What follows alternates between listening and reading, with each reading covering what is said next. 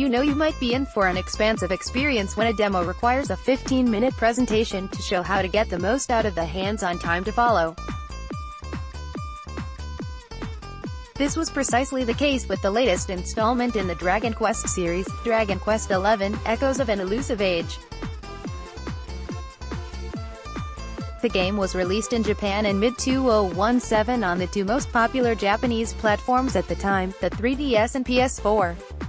Fast forward over a year later, after an extensive amount of voiceover dubbed with English voice actors and other tweaks, and the game is finally set to release in the West later this year. This version of the game will sport a few extra features and enhancements, including a hard mode, slicker visuals, some ironed-out mechanics, a dash feature during travel, and a more streamlined system of navigation.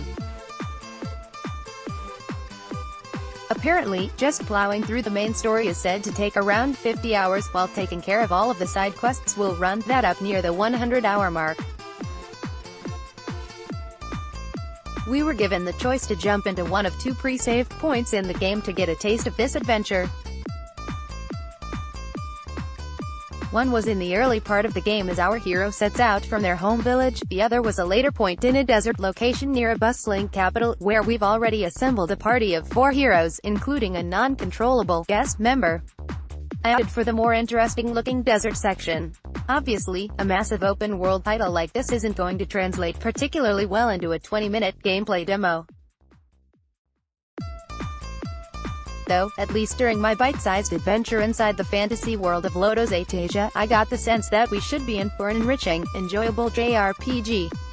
While my experience with Dragon Quest games has gone through a lengthy hiatus, I've spent many a night venturing out and grinding away during the early days of the series on the NES and Super NES, and only dabbling in some of the PlayStation and DS entries. My time playing DQ11 provided plenty of warm and fluffy nostalgic moments, especially when clashing with monsters like the familiar wyverns and slimes, including the annoying evasive metal slimes. As pretty and large in scope as everything seemed, this still very much seemed to follow the standard Dragon Quest formula. At the same time, the game looked and felt like a modern and elaborate rendition of DQ, embracing that colorful JRPG cel-shaded charm while opening things up to adhere a bit more to Western RPG sensibilities. The game runs on Unreal Engine 4, though you wouldn't quite know it at first glance with its cartoony disposition. I was dropped into a vast desert landscape, lined with massive mountains and boulders, grasslands, shrubbery, and crawling with a colorful assortment of baddies.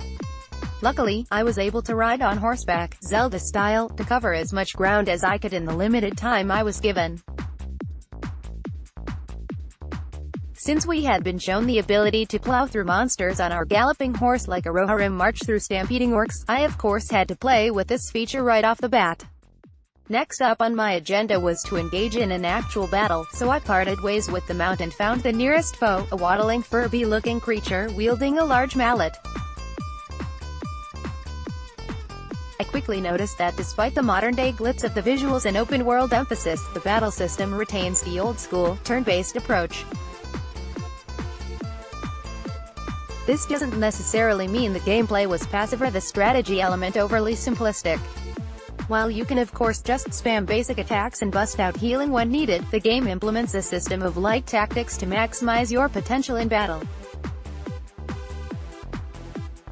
You can command the system to prioritize various actions and strategies depending on the situation. For instance, you could choose to take more of a survivalist approach by focusing on healing, conserve your MP, or fight smart. You can also bust out various elemental spells based on class, with a range of strengths, weaknesses, and effects. After a few fights with an array of cartoony creatures like the amusing cactus ball, I noticed both a walled-off city, and a campfire oasis containing a religious-looking statue in the distance. Although the city was tempting, I decided to head towards the campfire, as it seemed the more promising spot to progress more quickly. I'm told you could take part in a horse race in the city, though I had had my fill of horseback riding with my monster trampling at that point anyway. There is supposedly a number of other mini-games to help break the monotony that usually comes with the turn-based battle grinding. Upon arriving at the campsite, I met a mysterious local dressed in jester meets medieval garb, Silvando. He was curious as to our company's purpose, while being peculiarly guarded about his own background. This segment of dialogue seemed to serve as a way to flesh out the characters, providing a small plot point to unveil a bit of the story. We get brief mentions of wanting to discover mysteries behind the luminary, and stopping the Dark One. We then set camp for the night, and paid a visit to the shrine statue next to it. This brought up a menu with a handful of options, including the ability to save our game. I also noticed a bell sitting next to our site, where we could quickly summon our horse. Making my way through a cavernous underbelly of a large rock formation, I ventured further into the wilderness and eventually came across a massive scorpion-like creature, who I assume acts as a sort of mini-boss.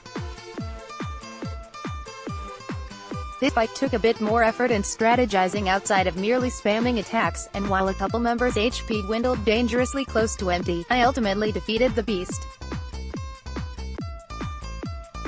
I'd only had a bit of time to bask in my hard-fought victory as my time with the demo swiftly came to an end shortly thereafter. It was a bummer as I felt the game was just starting to draw me in, and there were plenty of areas left unexplored. From what I gathered, Dragon Quest XI looks like a nice blend of nostalgia and modern grandiosity. It should serve to satisfy the old guard of JRPG fans with its depth of customization and traditional turn-based battle system. At the same time, there seems to be enough of a user-friendly UI and intuitive gameplay, decorated with some pretty visuals, to draw in newcomers. The game is set to be released on the PS4 and PC this September. The game is also coming to Nintendo Switch, but there is no word of yet on when that version will hit.